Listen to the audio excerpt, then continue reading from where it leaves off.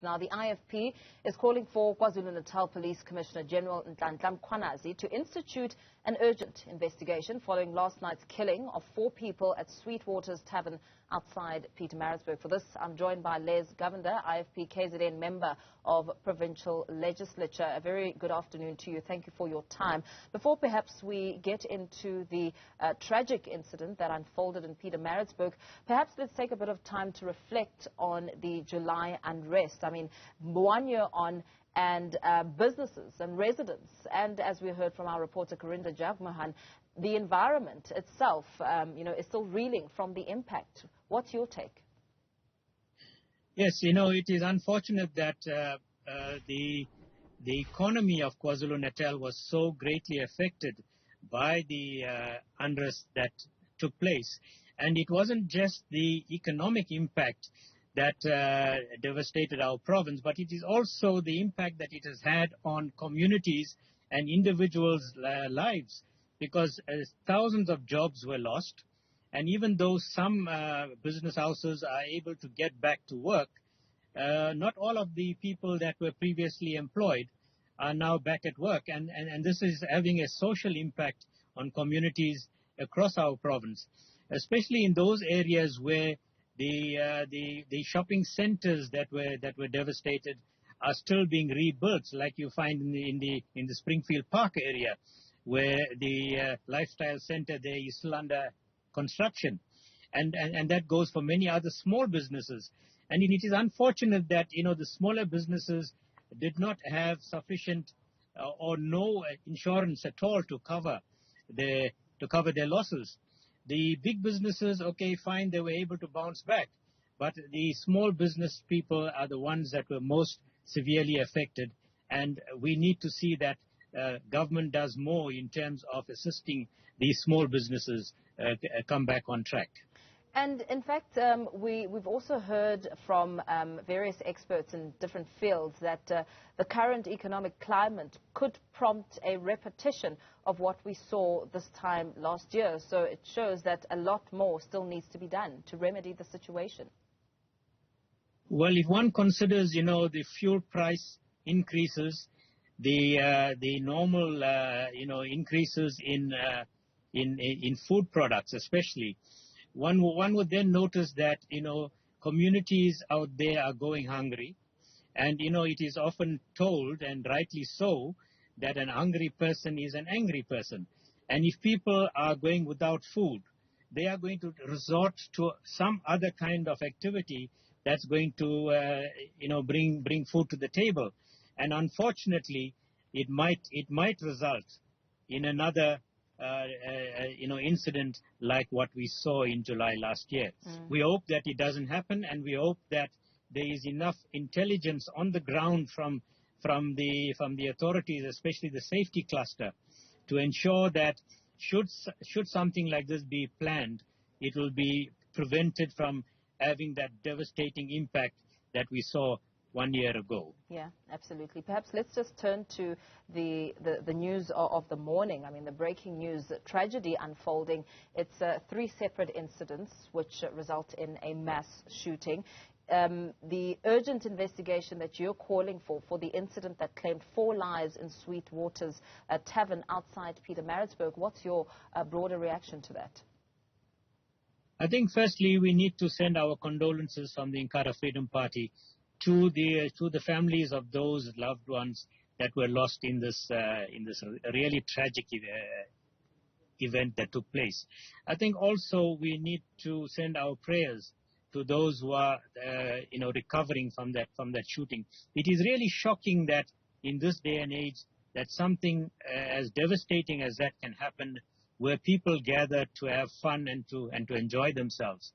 But we as IFP are saying that police needs to speed up the investigation and to arrest those that have been behind this tragic incident. And really, we cannot accept that people will randomly walk into a place and just open fire and kill innocent people who are out there having fun, especially in a public space.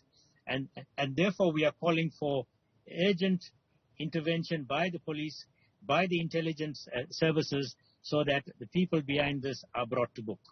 The local Msunduzi municipality mayor was saying that incidents like this, tragedies like this, are becoming more frequent. They're happening so much that it's almost becoming a norm.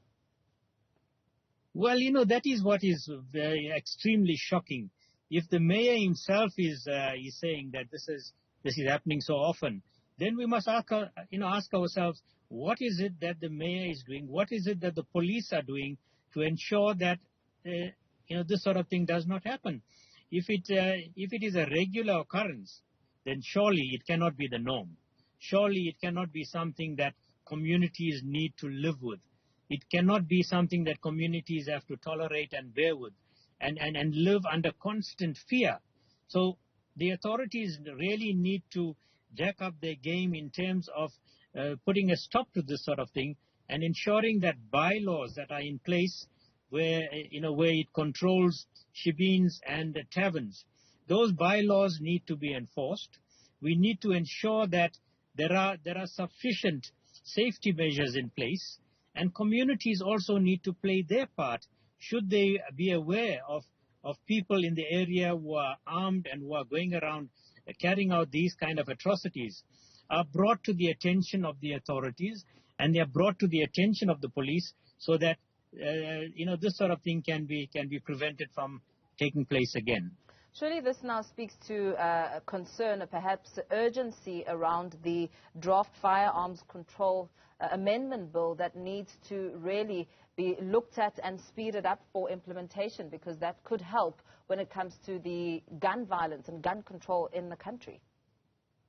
Absolutely correct, because we find that there are too many illegal firearms that are in the hands of criminals, and firearm regulation needs to be tightened up so that we ensure that we do not have firearms that are being brandished about in public spaces by people who have no regard for the law, and therefore they feel that they can use these weapons because they won't get caught.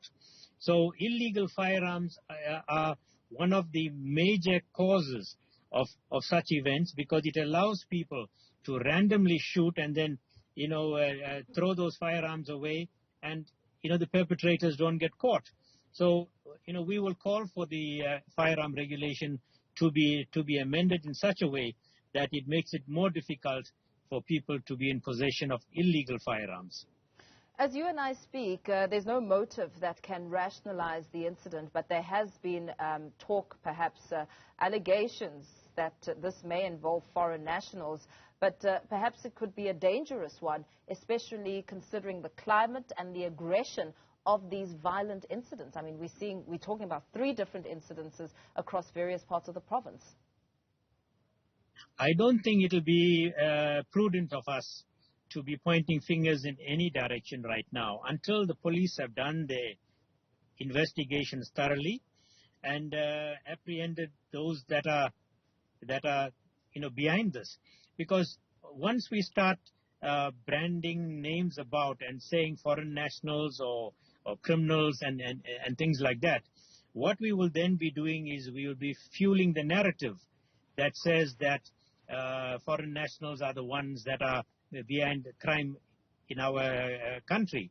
And I don't think we should be doing that, because that will be very dangerous in terms of safety and security. So we must allow the police the space, and that is why, as IFP, we are saying the police need to speed up their investigations to ensure that the right people are apprehended and taken to court. Very well. Thank you so much for your time.